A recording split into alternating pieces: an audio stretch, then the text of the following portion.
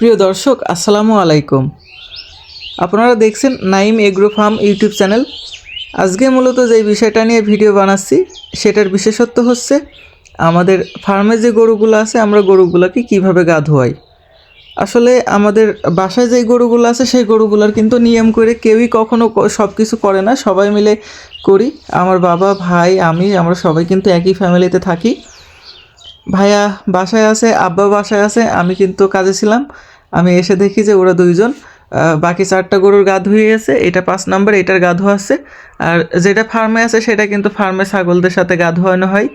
দেখতে পাচ্ছেন দর্শক, এটা কিন্তু হলস্টাইন ফ্রিজিয়ান 100% ষাঁড়ের একটা সিমেনের বাচ্চা। এর বাবা ছিল হচ্ছে 329 নাম্বার বুলের। এ কিন্তু 329 নম্বর বুলের একটা বাচ্চাটা মাশাল্লাহ খুবই ভালো এসেছে। এ কিন্তু 13 মাসে হিটে এসেছে। আমরা কিন্তু বীজ দিয়েছি। এর বয়স কিন্তু এখন 14 মাস, বীজ দিয়ে 21 দিন পার হয়ে গিয়েছে। এখন আর গরুটা ডাকিনি, আমরা আশা করছি হয়তো বা বীজটা কনসেপ্ট করে ফেলেছে। আর একটা জিনিস দর্শক, পাশে আমার আব্বাকে দেখছেন, সেও কিন্তু আমার ভাইয়ের সাথেই গরুটার গা ধোয়াচ্ছিল। গা ধোয়ানোর পরে আমাদের বাসায় হচ্ছে লাল শাকের বীজ ছিল। যেই পানিগুলো যাচ্ছে যেই জায়গায়, সেই জায়গায় কাদা হয়ে যাচ্ছে, সেখানে কিন্তু আমার আব্বা লাল শাকের বীজগুলো ছিটিয়ে দিচ্ছে। তাতে করে যেটা হচ্ছে সেটা হচ্ছে এই পানি দিয়ে আমাদের গরুর গা ধোয়ানো হচ্ছে, এবং গা ধোয়ানো যে অবশিষ্ট পানিগুলো থাকছে সেইগুলো দিয়ে কিন্তু আমাদের চাষ হচ্ছে। তো আপনারা যারা মানে জায়গার স্বল্পতা আছে তারা কিন্তু আমাদের মতো এইভাবে চাষ করতে পারবেন এবং গরুর গা ধোয়াইতে পারবেন। আরেকটা জিনিস দর্শক, আপনারা অনেকে দেখেছেন যে আমাদের যে গরু রাখার জায়গা, রাখার পরিবেশটা কিন্তু খুব একটা ভালো নয়। কারণ হচ্ছে আমাদের রাখার জন্য কিন্তু জায়গা করা হয়েছে, শেড করা হয়েছে, সবই হয়েছে। আমাদের শুধু বাকি আছে নান্দা করা, আর নান্দা করা আর প্লাস্টার করা, এই দুইটা কাজ বাকি আছে। এই দুইটা কিন্তু আমরা এখনও করিনি, খুব শীঘ্রই করব। এটা না করার কারণ আছে, কারণ হচ্ছে পাশে একটা জমি বিক্রি হচ্ছিল, আমরা নিতে চেয়েলাম, সেটা নেওয়া হয়নি। সেটা নিলে পারে আমাদের হচ্ছে যেই গরুর প্রস্রাব পায়খানা যাওয়ার যে জায়গা, সেই জায়গাটা আমরা সেই জায়গায় করবো, এরকম একটা প্ল্যান ছিল, এবং বায়োগ্যাস করার একটা প্ল্যান ছিল।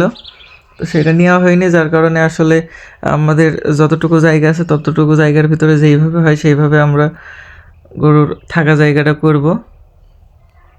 আর একটা জিনিস দর্শক, গরু যারা লালন পালন করেন তাদের কিন্তু গরুর সাথে খুবই আন্তরিক হতে হবে, গরুর সাথে বেশিরভাগ সময় দিতে হবে।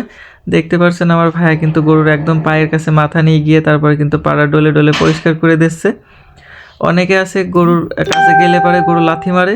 আসলে গরুর পিছনে সময় দিতে হবে, গরুর গায়ে হাত বুলাইতে হবে, তারপরে গরুর পেছনে বেশি সময় দিতে হবে।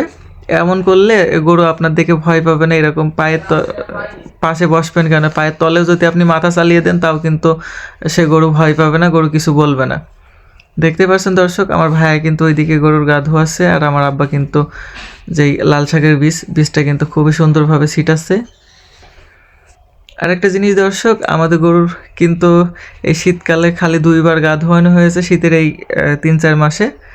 আর গরমের সময়ও নিয়ম হচ্ছে শীতকালেও সপ্তাহে 1 দিন গা ধোয়ানোর, আর গরমের সময় তো প্রতিদিন, দিনে 2বার হইলে আরও বেশি ভালো হয়। যেহেতু আমাদের হলস্টাইন ফ্রিজিয়ান জাতের গরু, এদের কিন্তু ঠান্ডায় তেমন একটা সমস্যা হয় না, গরমে সমস্যা হয়। যদি আমরা 2-3 দিন গা না ধোয়াই তাহলে কিন্তু গরু খাওয়া বন্ধ করে দেয়, গরু হাসে, গরুর মুখ দিয়ে লাল পড়ে, এই সমস্যাগুলো আমাদের গরুর হয়। গা ধোয়াইলে মোটামুটি ঠিক হয়ে যায়। তো আপনাদের যাদের হিউজ জায়গা আছে তারা চেষ্টা করবেন প্রতিদিন গা ধোয়ানোর। আর আমাদের হিউজ জায়গা নেই, এইভাবে নিয়ে এসে গা ধোয়াইতে হয়। তাতে করে যেটা হয়, একজন নিয়ে আসে আর একজন গা ধোয়ায়, খুবই পরিশ্রম হয়। 5টা গরু ধরেন, 5টা গরু প্রায় 2-3 ঘন্টা সময় লেগে যায় গা ধোয়ানোর।